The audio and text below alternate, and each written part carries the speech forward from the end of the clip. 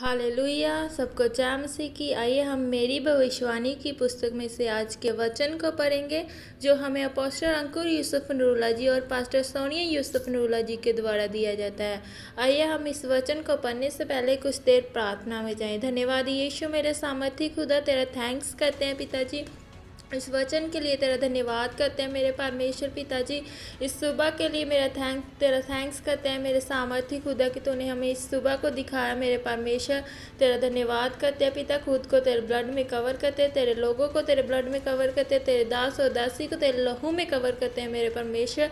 ये वचन पिता हमारी जिंदगियों में 100 गुना फल लेके आए पिता। अंधकार की शक्ति पिता इन वचनों में से कुछ चुराने ना पाए मेरे सामर्थ्य खुदा। पिता जब ये वचन हम पढ़े पिता, ये वचन पढ़ते ही पिता हम आशीष को पाए मेरे परमेश्वर पिताजी। तो अपने लोगों की जिंदगियों में आशीष को देना पिता, ब्लेसिंग को देना पिता, उन्हें ब्लेस करना, उनके घरानों को ब्लेस करना, उनकी फैमिलियों को ब्लेस करना in the name of Jesus मेरे सामर्थ्य खुदा। उन्हें छू कर पिताजी आगे की ओर लेकर जाना मेरे सामर्थ्य खुदा। उन्हें भराना मेरे परमेश्वर पिताजी, कि वे पिता विश्वास में भरे और पिताजी तेरे कामों को कर पाए मेरे सामर्थ्य खुदा। आगे के समय को तेरे हाथों में सौंपते हैं, तेरे लोगों को तेरे हाथों में सौंपते हैं पिता। दुआ मांगते यीशु नासरी के नाम से, आमीन। आज का वचन, विश्वास में मजबूत बने, क्योंकि जो कुछ परमेश्वर से उत्पन्न हुआ है वह संसार पर जय प्राप्त करता है, और वह विजय जिससे संसार पर जय प्राप्त होती है हमारा विश्वास है।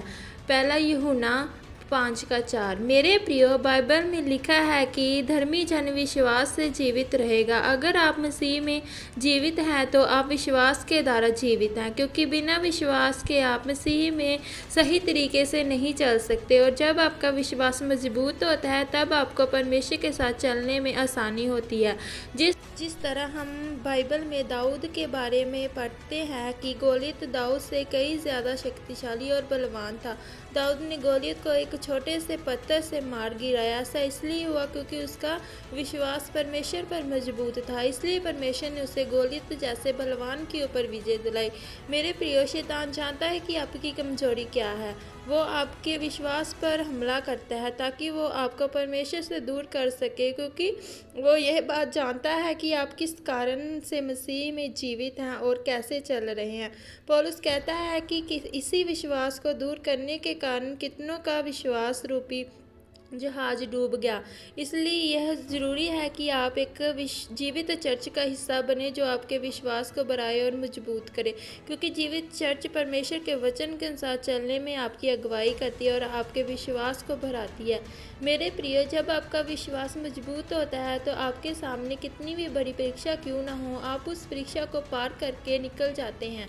लेकिन शैतान आपके सामने बहुत से सवालों को रखता है ताकि वो आपके आदर से आपके विश्वास को दूर कर सके। लेकिन जब आप परमेश्वर में बने रहते हैं तो शैतान आपके विश्वास पर कोई प्रभाव नहीं डाल पाता।